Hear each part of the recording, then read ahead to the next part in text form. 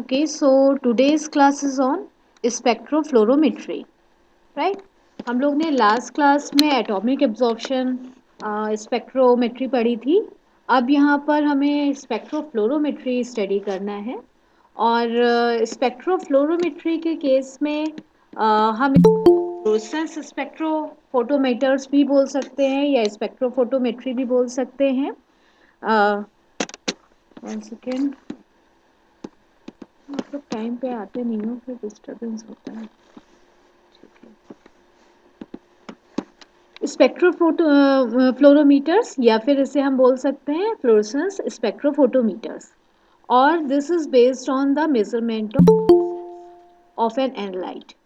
ठीक है, तो यहाँ पर हमें फ्लोरेसेंस क्या है सबसे पहले ये समझने की ज़रूरत है, क्योंकि ये जो टेक्निक है स्पेक्ट्रोफोटोमीटर्स जो हैं ये फ्लोरेसेंस पे डिपेंड करते हैं कि यहाँ पर जो भी हम सैंपल यूज़ कर रहे हैं सैंपल फ्लोरेसेंस इमिट कर रहा है, तो हमें ये मेज़र करना होता है थ्रू दिस इक्विपमेंट। ठीक है, तो यहाँ पर fluorescent spectrophotometer measures the fluorescence signature of an analyte in a simple based on the specific excitation and emission wavelength. तो यहाँ पर फ्लोरेसेंस जो है इसे हम किस तरीके से मेज़र कर सकते हैं या फिर फ्लोरेसेंस क्या होता है, फर्स्ट ऑफ ऑल हमें ये समझने की ज़रूरत है, क्योंकि स्पेक्ट्रोफ्लोरोमीटर्स जो हैं फ्लोरेसेंस डिटेक्शन बेस्ड वर्क करते हैं। तो फ्लोरेसेंस स्पेक्ट्रोफोटोमेट्री के केस में जब कभी हम किसी एनालाइट या फिर compound which is able to absorb light and can emit light corresponding to the absorbed light wavelength, तो ऐसे कंपाउंड्स को हम डिटेक्ट कर सकते हैं थ्रू दिस फ्लोरेसेंस स्पेक्ट्रोफोटोमेट्री। ठीक है, तो स्पेक्ट्रोफोटोमेट्री के केस में fluorescence is a type of photoluminescence event. Then what is photoluminescence? Photoluminescence का मतलब है कि जब हम किसी कंपाउंड पे लाइट सोर्स या रेडिएंट एनर्जी को स्ट्राइक करते हैं, तो दैट कंपाउंड और analyte can absorb that light, और on the basis of absorption of that light जो इलेक्ट्रॉन्स हैं ये हायर एनर्जी स्टेट पे जाते हैं एंड कुछ टाइम के बाद जब ये वापस ग्राउंड लेवल पे लौटते हैं तो उस टाइम पर लाइट इमिट होती है, और ये जो प्रोसेस है इसे हम बोलते हैं फोटोल्यूमिनेसेंस। अब फोटोल्यूमिनेसेंस को हम टू टाइप्स में डिवाइड कर सकते हैं on the basis of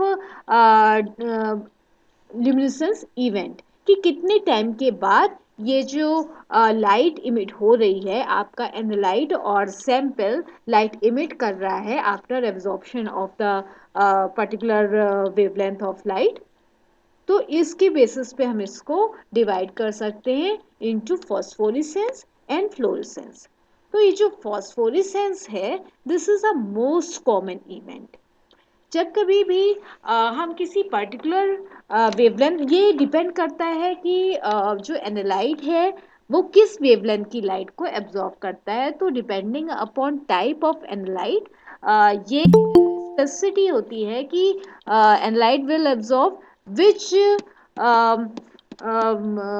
excitation wavelength. Okay, तो यहाँ पर in case of phosphorescence, after absorption of energy or light, जब इलेक्ट्रॉन्स जो है हाई एनर्जी स्टेट पे जाते हैं and after a long delay, अब लॉन्ग डिले भी बहुत ज़्यादा लॉन्ग नहीं है, आप ये कह सकते हैं अबाउट 10⁻⁶ और longer. So after a delay of 10⁻⁶, जब वापस इलेक्ट्रॉन्स ग्राउंड लेवल पर आते हैं, इस प्रोसेस में energy in the form of light emit होती है जिसे हम बोलते हैं फॉस्फोरेसेंस। लेकिन जब कभी delay in excitation and emission is less than 10⁻⁶ second, or you can say between 10⁻⁶ to 10⁻⁸ second, तब इस इवेंट को हम बोलते हैं फ्लोरेसेंस। इतनी बात क्लियर है? Yes ma'am. Yes ma'am, clear है। ठीक है, तो यहाँ पर अब इसको हम इस डायग्राम के थ्रू भी समझ सकते हैं। 1 सेकेंड, दिस वन। आप यहाँ पर देख सकते हैं कि हम किसी पर्टिकुलर कंपाउंड का या मॉलिक्यूल का हम ये इलेक्ट्रॉनिक ग्राउंड स्टेट शो कर रहे हैं, ठीक है, जिसे हमने ग्राउंड स्टेट को S0 से शो किया, ठीक है। और फर्दर एनर्जी लेवल्स को S1, S2 और Sn मीन्स डिफरेंट नंबर्स को हम इस तरीके से शो कर सकते हैं। अब यहाँ पर जो डिफरेंट इलेक्ट्रॉनिक स्टेट्स हैं कंपाउंड की, ये किस तरीके से जब ये लाइट एनर्जी एब्जॉर्ब करता है, तो आप ये देख सकते हैं यहाँ पे हमने ये एरो शो किया हुआ है ब्लू कलर से, और यहाँ पे हम शो कर रहे हैं after absorption of particular wavelength of light और फोटोन एब्जॉर्प्शन, ये एक्साइटेड स्टेट पे चला गया, ठीक है। और एक्साइटेड स्टेट को हम यहाँ पर इधर शो कर रहे हैं S2 लेवल तक ये पहुंच गए, ठीक है। एंड आफ्टर अ पीरियड और शॉर्ट डिले ऑफ टाइम, ये जो इलेक्ट्रॉन्स हैं वापस फिर आकर सेटल होते हैं into the lowest vibrational state. अब वाइब्रेशनल स्टेट क्या होता है ये भी समझने की ज़रूरत है आप लोगों को, कि जब हम किसी भी कंपाउंड को हम स्टडी कर रहे हैं कि वो किस तरीके से लाइट को एब्जॉर्ब करता है, तो फ्लोरेसेंस के केस में समझना ज़रूरी है कि किसी भी कंपाउंड को हम इलेक्ट्रॉनिक और वाइब्रेशनल स्टेट्स में फ्लोरेसेंस की कैरेक्टरिस्टिक्स को समझ सकते हैं। ये जो इलेक्ट्रॉनिक स्टेट है इसको हम डिवाइड कर सकते हैं इनटू मल्टीपल वाइब्रेशनल स्टेट, ठीक है। तो फ्लोरेसेंस के पीछे जो प्रिंसिपल है उसमें इन्वॉल्व होते हैं different electronic and vibrational states, ठीक है। और इलेक्ट्रॉनिक स्टेट से क्या मतलब है, इलेक्ट्रॉन्स जो हैं ग्राउंड स्टेट में प्रेजेंट हैं, लेकिन जब वो एक्साइटेड स्टेट में जाएंगे तो इलेक्ट्रॉनिक स्टेट्स जो हैं जिन्हें हम शो कर सकते हैं एक्साइटेड स्टेट्स को E1, E2, E3, इस तरीके से मल्टीपल इलेक्ट्रॉनिक स्टेट्स हम शो कर सकते हैं। और विद इन इलेक्ट्रॉनिक स्टेट्स हम इन इलेक्ट्रॉनिक स्टेट्स को वाइब्रेशनल स्टेट्स में डिवाइड कर सकते हैं, ठीक है।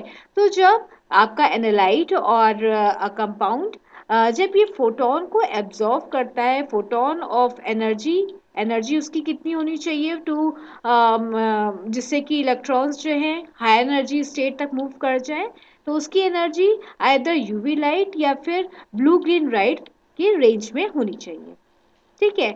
अब जब ये फोटोन ट्रिगर करता है तो इलेक्ट्रॉनिक होगा, और जो ग्राउंड लेवल का इलेक्ट्रॉनिक स्टेट है उसके लोएस्ट वाइब्रेशनल स्टेट से इलेक्ट्रॉन्स मूव करते हैं टू हायर इलेक्ट्रॉनिक स्टेट और ऑफ एक्साइटेड, आप कह सकते हो एक्साइटेड स्टेट में ये मूव कर जाएगा, ठीक है। और जैसे ही फोटोन का एब्जॉर्प्शन स्टॉप होगा, वैसे ही ये जो फ्लोरोफोर मॉलिक्यूल है और एनालाइट मॉलिक्यूल है ये रिलैक्स हो जाए होगा into the lowest vibrational state of the excited electronic state, ठीक है। और इसके बाद ये अबाउट 10 नैनो सेकेंड्स के लिए वहाँ पर उस लोएस्ट वाइब्रेशनल स्टेट पे रुकेगा, फिर ये वापस ग्राउंड लेवल पे रिटर्न होगा और इस प्रोसेस में लाइट इमिट होगी। तो इसे हम इस डायग्राम के थ्रू भी शो कर सकते हैं, यहाँ पर आप देख सकते हैं। और इस डायग्राम को बोलते हैं जैब्लोंस्की डायग्राम। ये फ्लोरेसेंस स्पेक्ट्रोस्कोपी पे अलेक्जेंडर जैब्लोंस्की ने वर्क किया था। इन्हें हम फादर ऑफ फ्लोरेसेंस स्पेक्ट्रोस्कोपी बोलते हैं, और उस डायग्राम को या इस ट्रांजिशन को उन्होंने एक्सप्लेन किया था, तो इस डायग्राम को जैब्लोंस्की डायग्राम भी बोलते हैं। तो इस डायग्राम में हम ये शो कर रहे हैं कि ग्राउंड स्टेट पे इलेक्ट्रॉन्स प्रेजेंट हैं, लेकिन जब वो फोटोन को एब्जॉर्ब कर रहे हैं तो हाई एनर्जी स्टेट पे चले गए। हाई एनर्जी स्टेट में आप ये देख सकते हैं, ये ग्रे कलर्स की हमने लाइंस जो शो की हैं, ये बिटवीन एनर्जी स्टेट्स, ये डिफरेंट वाइब्रेशनल स्टेट्स हम शो कर रहे हैं, ठीक है। तो एनर्जी स्टेट्स के बीच में कई वाइब्रेशनल स्टेट्स पॉसिबल हैं। तो यहाँ पर जब इलेक्ट्रॉन है ये हायर एनर्जी स्टेट से आकर ये E1 state, excited state E1 या S1 हम यहाँ पर शो कर रहे हैं, S1 स्टेट पे वापस आएगा, ठीक है। तो सीधे ये ग्राउंड लेवल पे वापस नहीं आ रहा है, ये एक्साइटेड स्टेट से जो लोएस्ट एक्साइटेड स्टेट है जिसे हम E1 या S1 से डिनोट करते हैं, उस पे आकर ये सेटल हो गया। ठीक है, तो ये IC क्या बोल रहे हैं, इंटरनल कन्वर्जन। तो ये जो इलेक्ट्रॉन है ये हायर एनर्जी स्टेट से ये वापस आ रहे हैं into lower vibrational state of excited state. ठीक है, और इसके बाद जब ये वापस ग्राउंड स्टेट में आता है तो इस प्रोसेस में लाइट एनर्जी इमिट हो रही है। अब यहाँ पे आप देख सकते हैं हमने T2 T1 ये सब शो किया है, तो T2 T1 का क्या मतलब है, T को हम डिनोट कर रहे हैं ट्रिपलेट स्टेट से। ठीक है, एस मीन्स हम शो कर रहे हैं सिंगलेट स्टेट से, singlet excited state. T means triplet excited state. तो यहाँ पर ट्रिपलेट एक्साइटेड स्टेट का मतलब है जब एक्साइटेड स्टेट में अनपेयर इलेक्ट्रॉन स्पिन्स के इलेक्ट्रॉन प्रेजेंट है, तो इस कंडीशन को हम बोलते हैं ट्रिपलेट एक्साइटेड स्टेट। इसका मतलब ये है कि जब एनालाइट वापस हाई एनर्जी स्टेट से लोअर एनर्जी स्टेट की तरफ मूव करता है तो इलेक्ट्रॉन्स जो होते हैं इसमें अपोजिट स्पिन के होते हैं। ठीक है, तो इस कंडीशन को बोलते हैं ट्रिपलेट एक्साइटेड स्टेट। और सिंगलेट एक्साइटेड स्टेट का मतलब है कि यहाँ पर जब वापस ग्राउंड लेवल पे आता है, लोअर एनर्जी स्टेट पे आता है, तो इलेक्ट्रॉन्स जो हैं ये सेम स्पिन के इसमें प्रेजेंट होते हैं। तो ये कंडीशन कहलाती है सिंगलेट एक्साइटेड स्टेट। तो इस डायग्राम के थ्रू हम ये पूरी कंडीशन शो कर रहे हैं। और इस प्रोसेस में जो लाइट इमिट हो रही है उसकी वेवलेंथ और जो लाइट एक्चुअली यूज की गई थी for exposure of an light, अगर हम इसको कंपेयर करें तो आप देखोगे कि यहाँ पर जो लाइट इमिट हो रही है इसकी वेवलेंथ एक्साइटेशन वेवलेंथ के कंपैरिजन में हायर है, मींस लो एनर्जी की है। ठीक है, तो जब ग्राउंड लेवल पे वापस आ रहे हैं तो जो फ्लोरेसेंस एमिशन हो रहा है उसकी energy in comparison to excitation wavelength, उसके कंपैरिजन में एनर्जी लेवल कम है, या आप कह सकते हो वेवलेंथ ज्यादा है। ठीक है, तो यहाँ पर जो डिफरेंस होता है between emission and excitation wavelength, इस डिफरेंस को हम बोलते हैं स्ट्रोक शिफ्ट। तो यहाँ पर आप डायग्राम देख सकते हो,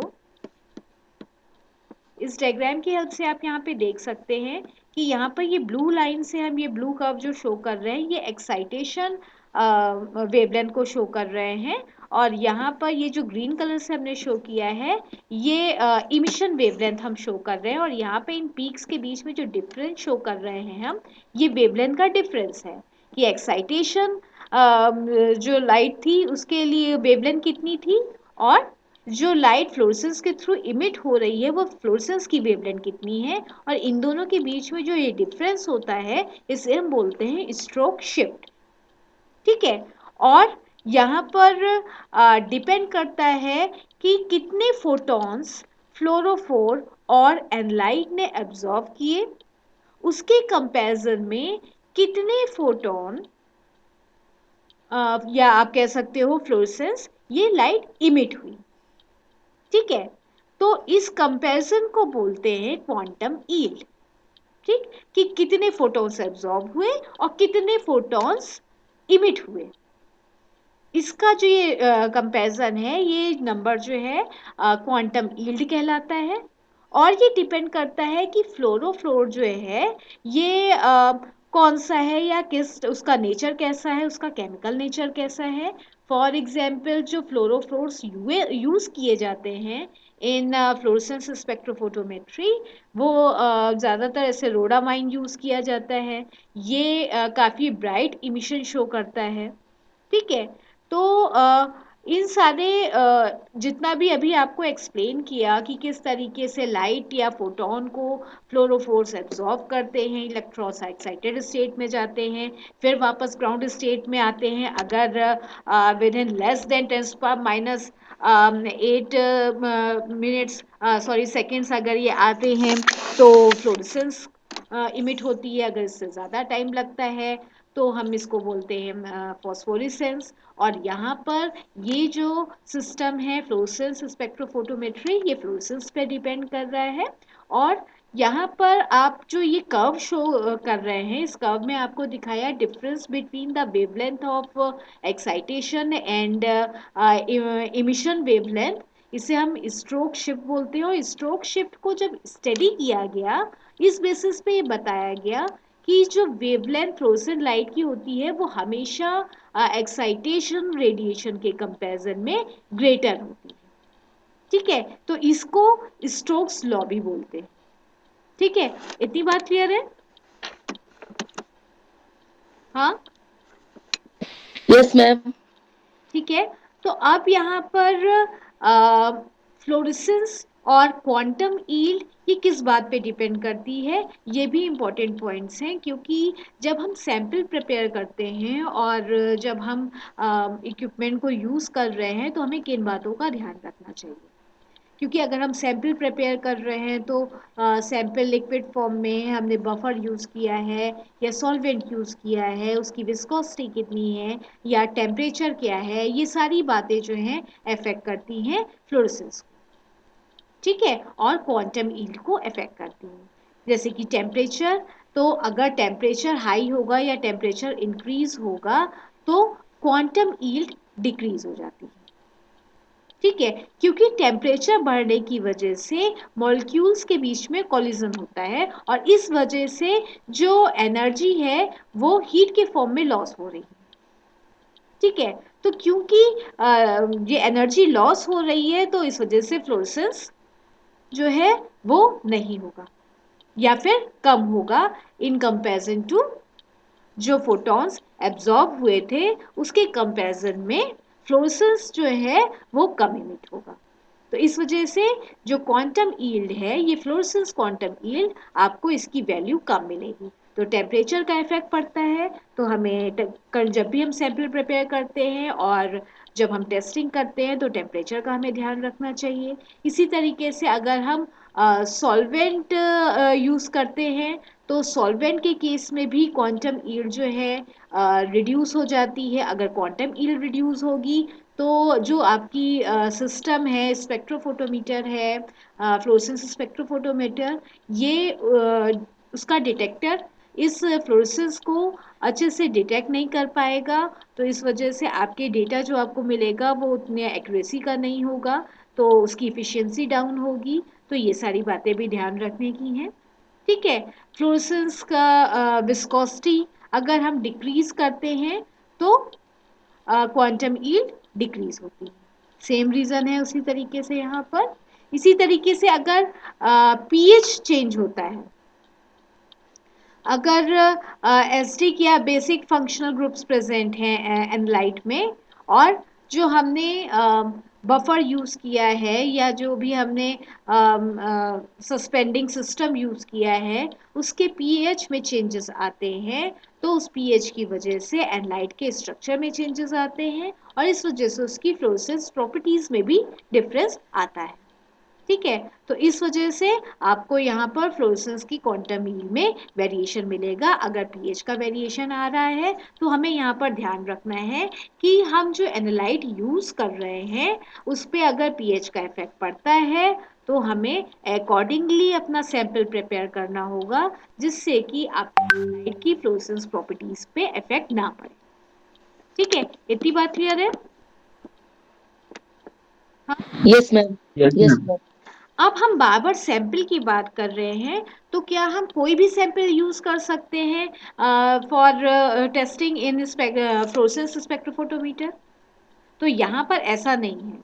ठीक है, ऐसे सभी कंपाउंड्स नहीं है जो कि फ्लोरेसेंस शो करते हैं। ठीक, तो हम फ्लोरेसेंस को या फिर हम फ्लोरोफोर्स को डिवाइड कर सकते हैं इनटू इंट्रिंसिक फ्लोरोफोर्स और एक्सट्रिंसिक फ्लोरोफोर्स। इंट्रिंसिक फ्लोरोफोर्स वो मॉलिक्यूल्स हैं जो में नेचुरली फ्लोरेसेंस की एबिलिटी होती है। फॉर एग्जांपल क्लोरोफिल मॉलिक्यूल या फिर amino acid, aromatic amino acids. ठीक है, तो क्लोरोफिल में नेचुरल प्रॉपर्टी है फ्लोरेसेंस की। ठीक है, तो ऐसे जो कंपाउंड्स हैं उनके लिए हम उसको इजीली चेक कर सकते हैं स्पेक्ट्रोफोटोमीटर के थ्रू या फ्लोरेसेंस स्पेक्ट्रोफोटोमीटर के थ्रू। हम बस अपना सैंपल लेंगे और जो रिस्पेक्टिव वेवलेंथ है उस वेवलेंथ की लाइट को हम स्ट्राइक करेंगे सैंपल पर। ठीक है, उस लाइट को एब्जॉर्व करेगा, उस पर्टिकुलर वेवलेंथ को आपका सैंपल एब्जॉर्व करेगा, या हम अगर क्लोरोफिल की बात कर रहे हैं तो क्लोरोफिल एब्जॉर्व करेगा और उसके बाद फिर वो फ्लोरेसेंस शो करेगा और फ्लोरेसेंस की वेवलेंथ को डिटेक्टर मेजर करेगा। ठीक है, तो यहाँ पर सैंपल प्रिपरेशन में कोई खास प्रॉब्लम नहीं आती है, लेकिन कई बार जब इंट्रिंसिक एबिलिटी नहीं है आपके सैंपल में फ्लोरेसेंस की, तो इन दैट केस हम इसमें एक्सट्रिंसिक फ्लोरोफोर्स को यूज करते हैं। ठीक है, दैट मीन्स यहाँ पर हम कुछ ऐसे कंपाउंड्स, ऐसे फ्लोरोफोर्स को सैंपल में ऐड करते हैं। अब वो इस तरीके के कंपाउंड्स होंगे जो कि आपके सैंपल के साथ बाइंड करते हैं। तो बाइंडिंग की भी एक प्रॉपर्टी है कि किस रेशो में फ्लोरोफोर आपके सैंपल के साथ बाइंड करेगा। ठीक है, तो इसके अकॉर्डिंग हम फ्लोरोफोर को सैंपल में ऐड करते हैं और अगर सैंपल में वो पर्टिकुलरली रिस्पेक्टिव कंपाउंड जिसे हम डिटेक्ट करना चाहते हैं अगर वो प्रेजेंट होगा तो फ्लोरोफोर उसके साथ बाइंड कर रहा है और फ्लोरोफोर जो है फिर जब हम उसके ऊपर रिस्पेक्टिव और वेवलेंथ की लाइट को इस पे डालेंगे तो फिर वो फ्लोरेसेंस शो करेगा।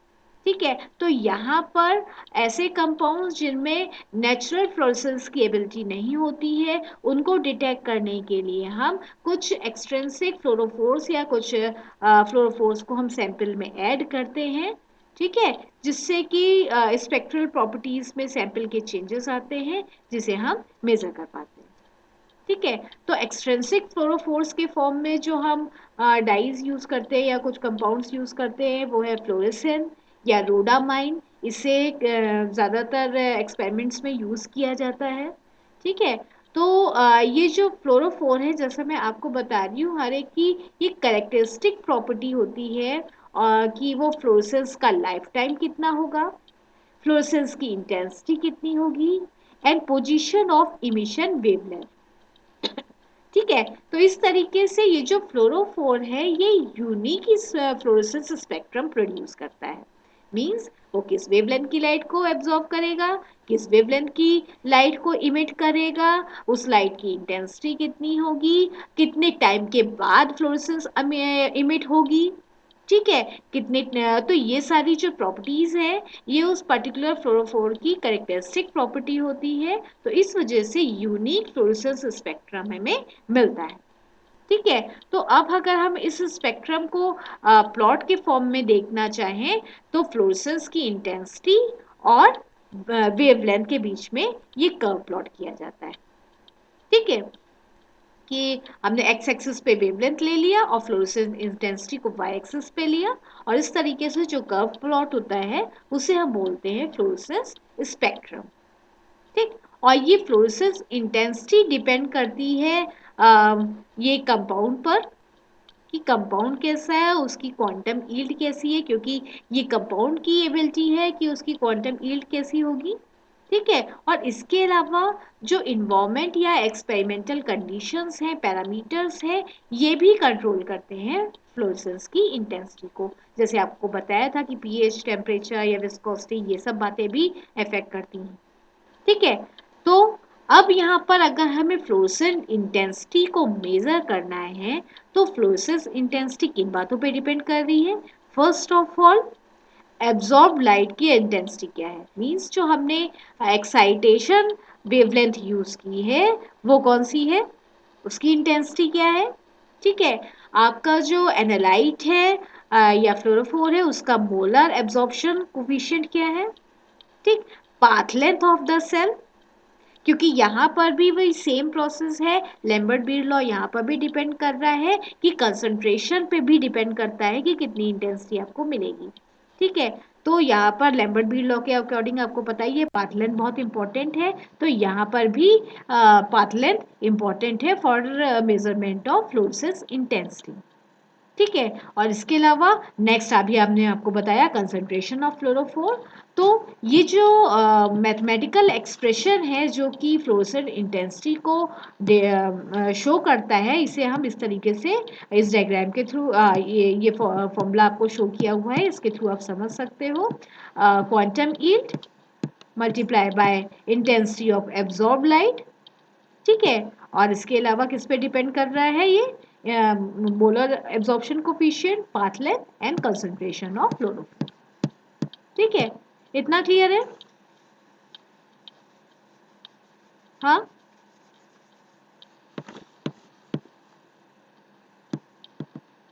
ओह गॉड, नेटवर्क एरर।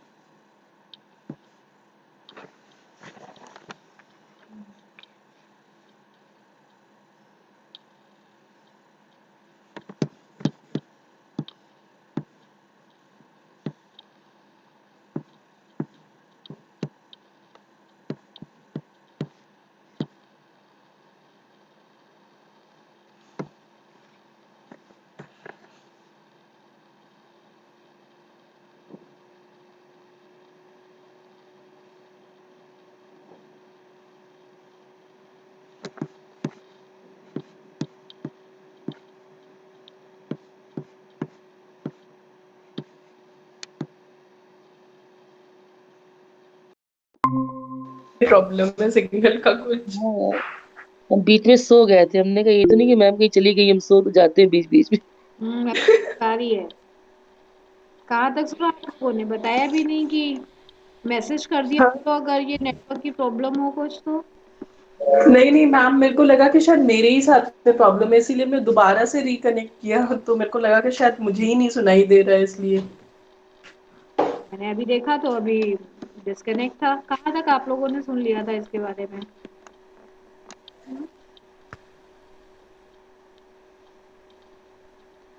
मैम इसमें तो कुछ भी नहीं सुना था। कुछ भी नहीं सुना? इस वाले नो पेज में मैम, तो कुछ भी ये नहीं कुछ सुना। नहीं सुना हम लोगों ने। कहाँ? But ma'am only this page, only ma'am this वो जो पेज। फ्लोरेसेंस स्पेक्ट्रम चल रहा था वही जो हाँ इंटेंसिटी और मैम, जो वेवलेंथ का डायग्राम प्लॉट समझाया था। बता रही थी आप। याद हाँ मैम, ये हो चुका था, ये हो चुका था मैम। ये तो हो चुका था। आपने? ये हो गया मैम। यस हम इसके आगे वाला पेज। ओके, कंडीशंस हो गई थी। अब इसके बाद यस मैम यही चल रहा था। समझ रहे थे हम, ठीक है। फ्लोरोफोर टाइप्स आपने नहीं समझाया अभी, राइट? Yes ma'am. ओके। तो मैं आपको ये बता रही थी यहाँ पर कि ऐसा नहीं है कि किसी भी सैंपल को, किसी भी कंपाउंड को आप फ्लोरेसेंस स्पेक्ट्रोफोटोमीटर के थ्रू एनालाइज कर सकते हो, क्योंकि अगर आपके सैंपल में या कंपाउंड में नेचुरल फ्लोरेसेंस एबिलिटी नहीं है तो वो फ्लोरेंस नहीं करेगा, ठीक है।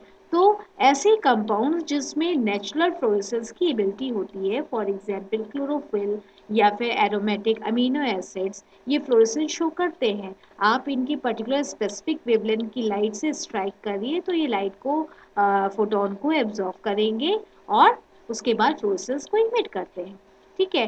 तो ऐसे कंपाउंड्स इंट्रिंसिक फ्लोरोफोर्स कहलाते हैं, ठीक है।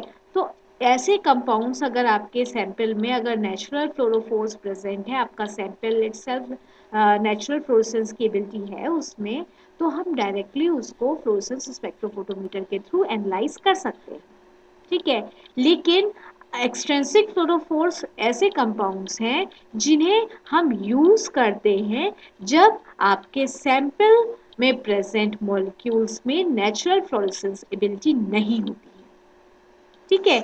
इन दैट केस यहाँ पर हमें एक्सट्रिंसिक मॉलिक्यूल्स को यूज करना पड़ता है, ठीक है। तो फॉर एग्जाम्पल एक्सट्रिंसिक फ्लोरोफोर्स के कुछ एग्जाम्पल हैं जैसे कि फ्लोरेसिन, रोडामाइन। तो इन्हें यूज किया जाता है फ्लोरेसेंस स्पेक्ट्रोफोटोमेट्री में टू डिटेक्ट सैंपल्स और compounds which don't have natural fluorescence ability, ठीक है। तो आइदर ये जो फ्लोरोफोर्स हैं ये आपके सैंपल के साथ बाइंड करते हैं और उसके स्पेक्ट्रल प्रॉपर्टीज में चेंजेस लाते हैं जिसकी वजह से फ्लोरेसेंस एमिट हो रहा है, या फिर ये जो कंपाउंड इटसेल्फ लाइट को एब्जॉर्ब कर रहे हैं और फ्लोरेसेंस शो कर रहे हैं।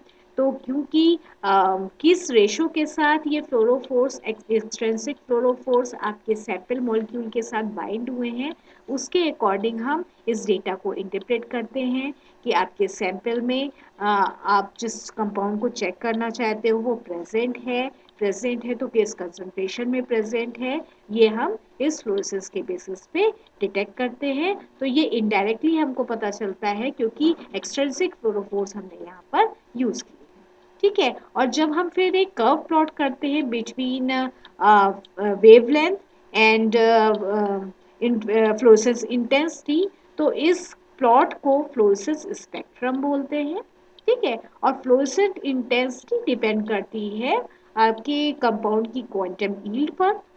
ये उस पर्टिकुलर सैंपल या फ्लोरोफोर या एनालाइट की इंट्रिंसिक प्रॉपर्टी है, ठीक है। इसके अलावा ये लाइट इंटेंसिटी पे डिपेंड करेगा, एब्जॉर्ब्ड लाइट इंटेंसिटी, जिसे हमने यूज किया था for excitation of fluorophore, molar absorption coefficient of your fluorophore or sample, and path length of the cell and concentration of the fluorophore, ठीक है। तो यहाँ पर जितनी ज़्यादा कंसंट्रेशन होगी फ्लोरेसेंट इंटेंसिटी उतनी ज़्यादा होगी, और यहाँ पर ये लैम्बर्ट बीड लॉ को फॉलो कर रहा है, ठीक है। तो ये जो फॉर्मूला हमने शो किए हैं इसके थ्रू हम फ्लोरेसेंट इंटेंसिटी को कैलकुलेट कर सकते हैं। अगर हमको पता है कि हमने कौन सी लाइट इंटेंसिटी की लाइट को स्ट्राइक किया था सैंपल पर और किस वेवलेंथ की फ्लोरेसेंस इमिट हुई है, हमें कंपाउंड का अगर मोलर एक्सटिंक्शन कोएफिशिएंट पता है तो हम कंसंट्रेशन कैलकुलेट कर सकते हैं। और इस बेसिस पे अगर हम एक स्टैंडर्ड कर्व बना लेते हैं, हमें पता है कि कंसंट्रेशन क्या है, हमने वेवलेंथ क्या डाला हमें ये तो पता ही है, एक्साइटेशन वेवलेंथ हमें पता है, वेवलेंथ फ्लोरेसेंस की वेवलेंथ जो इमिट हुई है वो तो हम इस इक्विपमेंट के थ्रू चेक कर लेंगे। तो इस बेसिस पे हम एक स्टैंडर्ड कर्व प्लॉट कर सकते हैं और उस स्टैंडर्ड कर्व के बेसिस पे हम अपने सैंपल में हमारे कंपाउंड में की कंसंट्रेशन क्या है हम ये डिटेक्ट कर सकते हैं। और ये डिटेक्शन जो है ये इसी फॉर्मूले पे बेस कर रहा है ये पूरा कैलकुलेशन, ठीक है। तो ये जो सिस्टम है स्पेक्ट्रोफोटोमीटर्स जो हैं फ्लोरेसेंस स्पेक्ट्रोफोटोमीटर्स, ये फ्लोरेसेंस स्पेक्ट्रम प्लॉट करते हैं और फ्लोरेसेंट इंटेंसिटी जो है ये इस इक्वेशन पे डिपेंड करती है। इतना क्लियर है? हाँ, yes ma'am, yes ma'am. Okay. अब हम बात करते हैं कि ये स्पेक्ट्रोफ्लोरोमीटर और फ्लोरेसेंस स्पेक्ट्रोफोटोमीटर वर्क कैसे करता है, ठीक है। तो जैसा हम बार बार बता रहे हैं कि हमें एक लाइट सोर्स की जरूरत होगी, लाइट सोर्स जो कि पर्टिकुलर वेवलेंथ ऑफ लाइट को इमिट करेगा, ठीक है। और दैट पर्टिकुलर वेवलेंथ जिसे हम यूज करेंगे for the excitation of your sample और फ्लोरोफोर, ठीक है। तो एक हमें लाइट सोर्स चाहिए, उसके बाद नेक्स्ट इंपॉर्टेंट कंपोनेंट है एक्साइटेशन मोनोक्रोमेटर, ठीक है। नेक्स्ट अब इसका आगे का पर्पस हम एक्सप्लेन करेंगे। नेक्स्ट हमें चाहिए सैंपल होल्डर या क्यूवेट जिसमें हम अपने सैंपल को रखते हैं। उसके बाद इमिशन मोनोक्रोमेटर, इमिशन मोनोक्रोमेटर जो है जो फ्लोरेसेंस इमिट हुई है उसके पर्टिकुलर उस फ्लोरेसेंस वेवलेंथ को ये ट्रांसफर करता है डिटेक्टर तक। तो हमारे इस पूरे इक्विपमेंट में इम्पॉर्टेंट जो पार्ट्स हैं वो है light source, excitation monochromator, sample cell या क्यूवेट और एक्साइटेशन मोनोक्रोमेटर एंड डिटेक्टर, ठीक है। अब यहाँ पर सैंपल जो है इसे हम आइदर स्पेसिफिक फ्लोरेसेंट एजेंट या फ्लोरोफोर के साथ सैंपल को लोड करते हैं, डिपेंड करता है आपका सैंपल में अगर इंट्रिंसिकेबिलिटी नहीं है तो फिर हम इसमें फ्लोरेसेंट एजेंट को भी यूज करते हैं और इसे हम सैंपल सेल या क्यूवेट होल्डर में उसको हम लेते हैं, ठीक है। उसके बाद लाइट सोर्स जो है ये लाइट को एक्साइटेशन वेवलेंथ को ये सैंपल पे इसको डालेगा। तो इस केस में हम यहाँ पर इस डायग्राम डायग्राम है,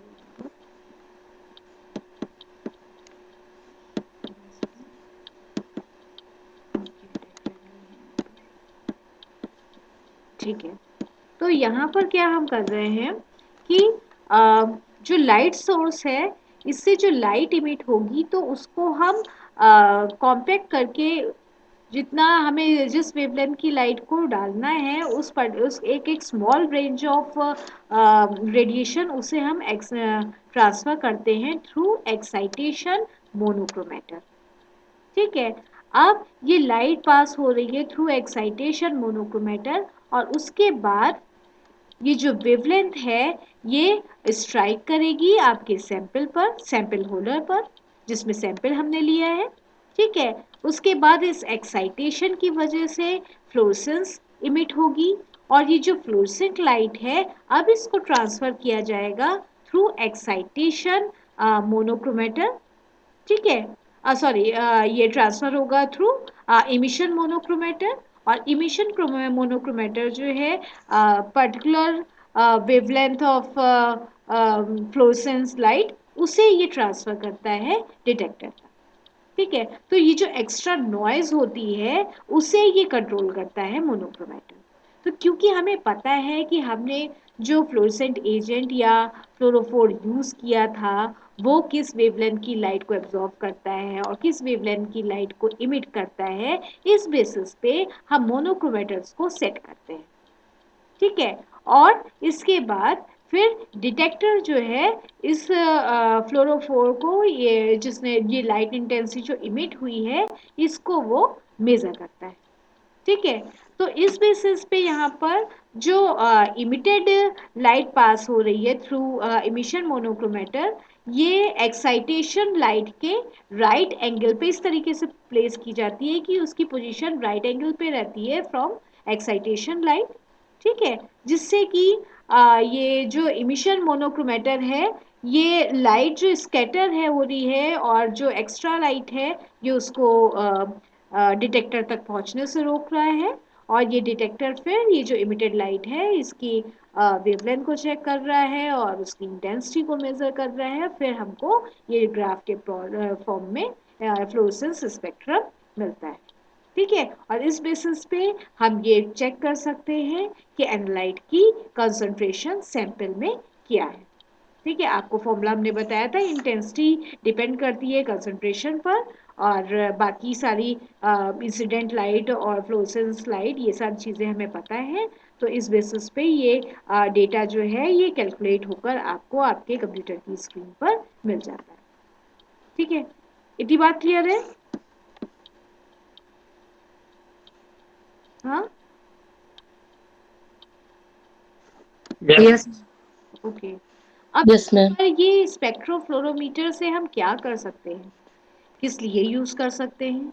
तो जैसा अभी हम आपको बता रहे हैं कि हम इसको क्वालिटेटिव एनालिसिस में भी यूज कर सकते हैं, क्वांटिटेटिव एनालिसिस में भी यूज कर सकते हैं। जैसा मैंने आपको बताया कि कंसंट्रेशन हम डिटेक्ट कर सकते हैं on the basis of fluorescence intensity, तो क्वांटिटेटिव एनालिसिस हो गई। इसके अलावा हम डिटेक्ट कर सकते हैं कि हम जिस एनलाइट को डिटेक्ट करना चाहते हैं या कंपाउंड को डिटेक्ट करना चाहते हैं वो प्रेजेंट है या नहीं है। ठीक है, तो ये क्वालिटेटिव एनालिसिस हो गई। ठीक, और फ्लोरेसेंट स्पेक्ट्रोफोटोमीटर या स्पेक्ट्रोफ्लोरोमीटर जो हैं ये उसी तरीके से वर्क कर रहे हैं ऑलमोस्ट जैसे भी हमने आपको स्पेक्ट्रोफोटोमेट्री बताई थी, लेकिन यहाँ पर ये जो फ्लोरेसेंट स्पेक्ट्रोफोटोमीटर है ये काफ़ी सेंसिटिव होता है और अबाउट 1000 टाइम्स मोर सेंसिटिव और जो हमें डेटा मिलता है मोर एक्यूरेट आप कह सकते हो in comparison to absorption spectrophotometer methods. ठीक है, तो ये मेथड जो है स्पेक्ट्रोफोटोमीटर जो है ये काफ़ी आपको रिलायबल डेटा दे रहा है और काफ़ी सेंसिटिव है ये सिस्टम। इसको हम यूज़ कर सकते हैं बायोसेंसेस में। बायोसेंसेस में एप्लीकेशंस क्या हो सकती हैं?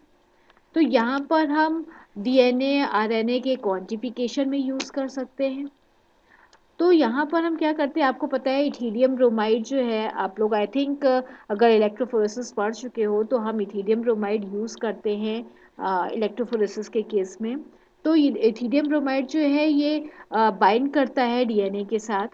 ठीक है, होता है स्ट्रैंड में, तो यहाँ पर इथीडियम ब्रोमाइड जो है ये भी फ्लोरेसेंस शो करता है। ठीक है, तो अब अगर हम इथीडियम ब्रोमाइड को एज अ फ्लोरोफोर यूज करते हुए स्पेक्ट्रोफोटोमेट्री करते हैं, तो हम डीएनए की को क्वांटिफाई कर सकते हैं या फिर आरएनए को क्वांटिफाई कर सकते हैं।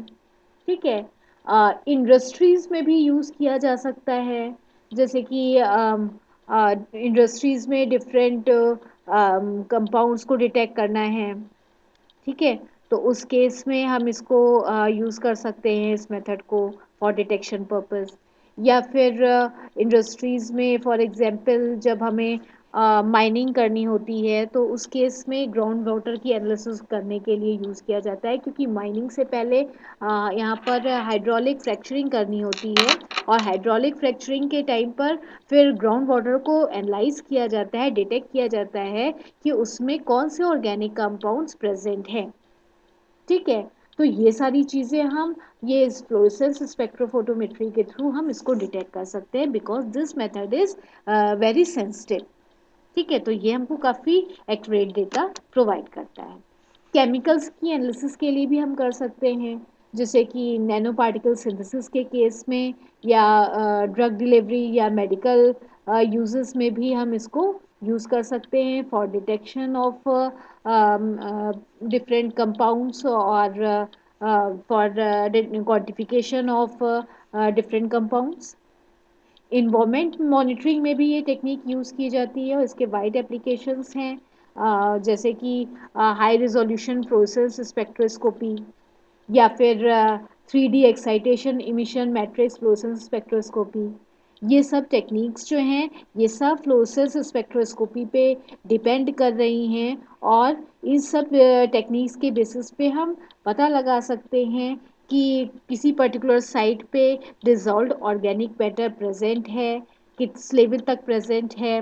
तो अगर लेट्स सपोज लैंडफिल साइट्स हैं, लैंडफिल साइट्स में जहाँ पे भी हम सॉलिड वेस्ट को डंप करते हैं, उस डंपिंग की वजह से जो ग्राउंड वाटर है वो कंटामिनेट तो नहीं हो रहा है, ये सब अगर हम डिटेक्ट करना है, तो इस केस में भी हम यहाँ पर फ्लोरेसेंस स्पेक्ट्रोस्कोपी को यूज़ कर सकते हैं।